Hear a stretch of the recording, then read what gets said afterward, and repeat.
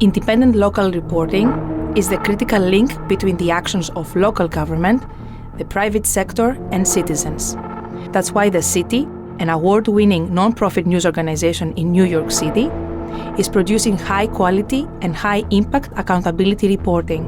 The work is free to all and does not require a subscription. Nick Dawes is the executive director of the City. He leads the city's reporting after 20 years of experience in journalism, including leadership positions at the Hindustan Times in India and the Mail and Guardian in South Africa. I'm Katerina Voutsina, project manager at iMEdD. We spoke with Nick Dawes during the International Journalism Week 2022.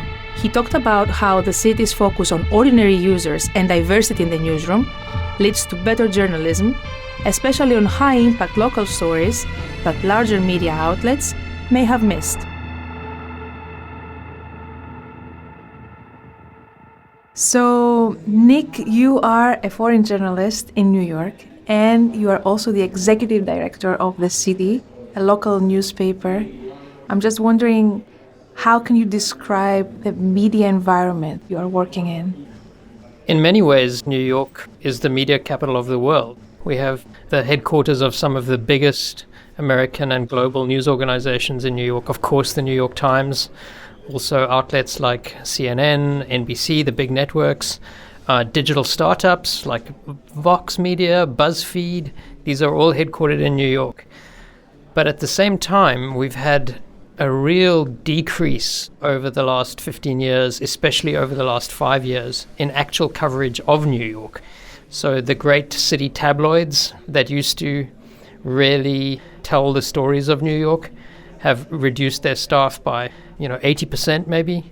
And the global outlets like the New York Times, have their eyes fixed somewhere else. They want to attract subscribers nationally, internationally. They're very focused on more affluent audiences. So that's leaving a real gap in coverage that helps us to understand what is going on in our city of 9 million people. So the City is covering local stories in New York. And I was wondering, how do you do that so that you can add value to the information, to the storytelling and the reporting that you do? So the City is focused on covering New York for New Yorkers. And there are a few different ways in which we try to do that. Some of them are very traditional and will be very familiar to anyone who has followed big city coverage in a newspaper almost anywhere in the world. And some of them are more innovative and more new. And I'll talk a little bit about both of them. But however we approach the problem, whatever tools we use, we care about creating accountability for the powerful on behalf of the people of New York. We also want to help people have more ability to navigate a very complex city and a very complex political and social sphere. So we create tools and explanatory reporting that helps them with that. And finally, we think it's important for New Yorkers to be able to recognize themselves and recognize their own neighborhoods in the coverage of the city. And so we try to talk to them, listen to them, and be close to neighborhood issues so that we're able to do that. And we bring to bear a incredible team of reporters who care deeply about New York City and who know it very, very well. They've been covering some of these city agencies that deal with, for example, housing, prisons, the budget for many, many years. But they also bring new tools, data journalism, public forums where we listen to community members, partner with local libraries, for example, or civic groups, ask them what they want us to tell them about, and create some kind of feedback loop between the input we get there, what the data is telling us, and what our experienced reporters learn from their sources or are able to dig out from documents or from hanging around in city council meetings and having their feelers out across the city, sensing what's going on. Is there any story you can share from your reporters who are out on the streets and covering? I'll give you one example, and this is not a special or unusual example. It's just one that happened in the last couple of weeks. New York's public housing system is home to about 600,000 people. That is more than the population of a state like Vermont or a state like Wyoming, states that have 2 senators in Washington. It gets almost no media coverage. and it's very dilapidated. Huge old buildings afflicted with mold, with broken elevators, lead paint, many problems, and home to a low-income population, largely people of color, who struggle to get their voices heard. And one of our reporters, Greg Smith, has been covering the NYCHA system, the public housing system, for a good 3 decades now, and reporting on some of these issues. So people in the system know him, and he's very alert to what's going on structurally. So about 3 weeks ago, he got a call late on a Friday night that water in one of the biggest public housing complexes in the city tested positive for arsenic. Tested positive for arsenic 2 weeks ago, and no one had been told. He called the mayor up, and the mayor's office said, "We didn't know anything about this." Immediately that next day, they had to advise people not to drink the water. They had to supply bottled water, set in process a whole effort to remediate what was going on in that complex. The CEO of the Public Housing Authority was demoted just about a week later, and a whole public process of hearings and meetings began. People were very angry, of course. The city then denied that the water was toxic, which created great confusion. And in the middle of all that is Greg. You can imagine him sitting in a hall of 300 angry residents. He's sitting there with his notebook, writing down the details of what everyone is saying. People are approaching him afterwards. Everyone in the city is calling him, trying to get their version of the story told. So we have a sequence of 5 or 6 stories about this that are published day after day. The rest of the media has to follow up, because once we've raised it to the level of visibility, the national media, and including the New York Times, including the big TV outlets, suddenly have to start responding to this issue. And that's a big part of what our function is, using very old school techniques, deep knowledge, deep relationships, investing in that time, and having someone who's trusted in those communities that they're prepared to share their stories with him. So this Sue-leather reporting that you do creates the basis for data-driven tools. I was wondering whether you can give us some examples of those tools that you completed and they are now up on your website, and how the audience uses them. Data pervades our reporting, and we use it to find stories, we use it to tell stories, and we try to use it also to empower our readers by putting them in the center of our data tools. So we make data visualizations like everybody does, or like many news organizations do nowadays, but we really aren't just trying to make nice pictures that explain the story better. We're really trying to give people tools. So I'll give you a couple of examples. New York recently went through a very complicated, chaotic process of redrawing its political boundaries. And people didn't know weeks before the election whom they were going to be able to vote for, what district they were in, and they had 3 different levels that they had to figure out: the city council, the state legislature, and the Congress. This story was mainly reported as if it affected politicians, because someone could lose their seat because the boundary changed. We decided to report it as it reflected people, and to give people a way to make sense of it and still exercise their political rights and be engaged. So we scraped all of the mapping data for the new districts, linked it up to an address database, and enabled people to simply input their address and be told, have they been redistricted? How has the change been in each of the 3 levels for them? Who is their new local city council candidate? Who is their new congressional candidate? And showed them where the map had changed.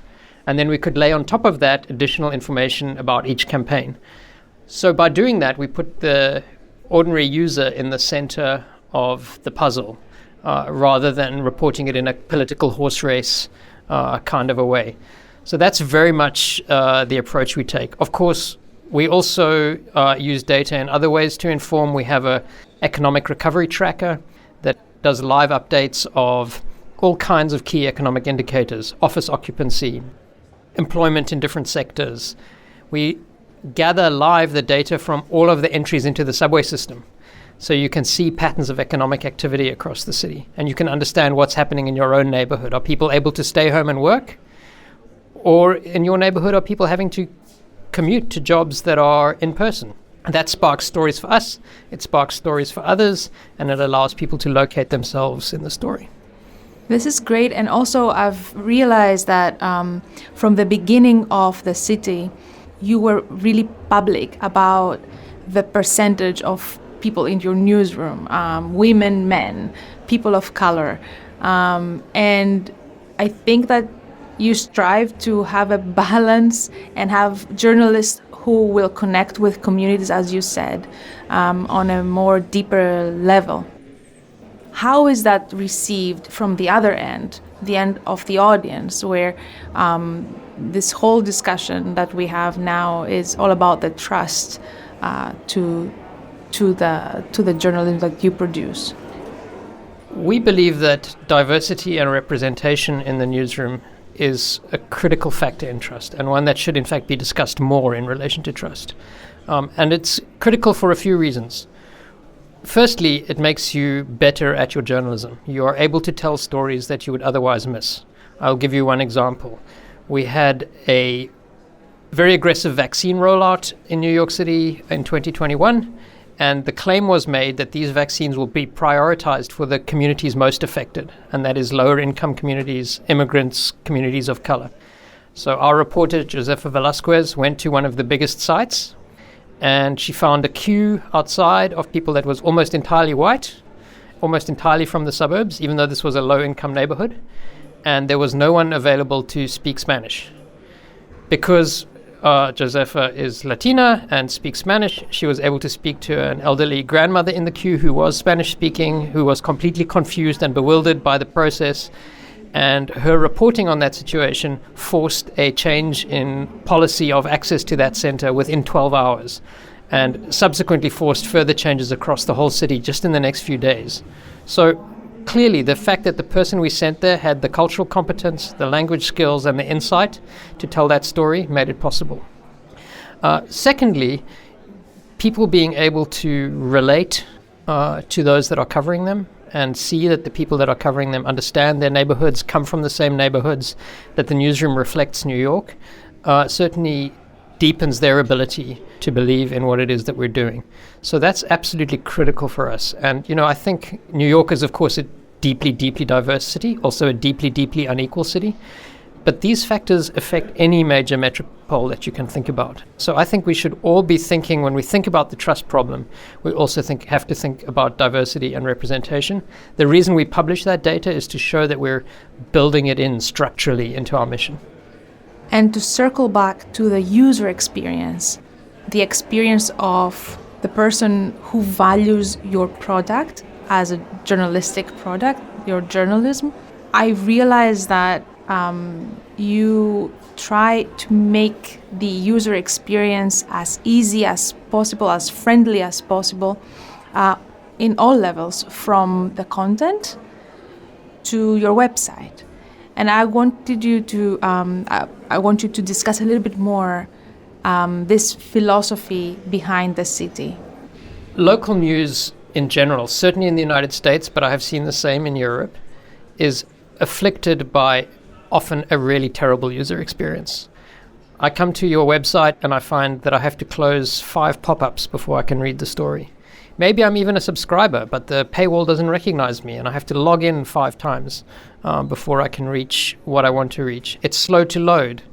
I have concerns about my privacy because of the ad tech that's on there. So the cost to me of actually accessing that news can be very, very high in terms of time, in terms of the security of my data and so on. Now, I wouldn't say at the city we have completely fixed usability, but we believe deeply in it, and we're investing in building a great user experience going forward. We have to both create story formats and tools that recognize how people are coming to us. Are they reaching us on a phone? Are they sharing a story by a message? Are they using a tool that they want to get information out of quickly and then be able to leave? So we've just hired an extraordinary new chief product officer, Scott Klein, who's one of the real pioneers of news apps, data reporting and tools. And we're going to be investing more and more in building a powerful, effective, relevant user experience for all New Yorkers, not just for people who have plenty of time to read 5,000 words. Before we close this conversation, I just want to say that you are a foreigner in New York, an outsider and insider at the same time, working for a local newspaper, reporting for the problems and issues that are rising from day-to-day life in New York. And I just wanted to ask you if you have any advice to local journalists worldwide and journalists in general from your diverse experiences around the world and your experience leading the city's journalism. I've been very lucky to work all over the world, to work in South Africa, to work in India, to work in the US. And, oftentimes our global journalism community is fragmented and we think we have very different motivations and very different problems. And of course there is texture and specificity everywhere, but all of us really care about our civic mission. We care about making life better for the people whom we serve. We care about democratic outcomes. And at the local level, if you apply the highest standards of journalism at the local level, if you don't think that it's a second-class activity that you graduate from to national or international coverage, you can deliver impact on an absolutely unrivaled degree because you get to face the lawmakers and the powerful eyeball to eyeball and deliver results for your readers. And so I think if you focus on your journalistic mission in a local context, the same as you would if you were on a high-profile national investigative team, you can have an extraordinarily rewarding career, but you can also deliver extraordinarily positive outcomes for your community and in fact address some of the political democratic damage that's happening at a national level by doing great work locally. All right, thank you so much, Nick. Thank you for inspiring us. Thanks for having me on. It's really been great to be here. The interview was conducted in person at the International Journalism Week 2022, organized by iMEdD in Athens. Sound design and mixing by Aris Athanasopoulos. For more audio content by iMEdD, please visit podcast.imedd.org.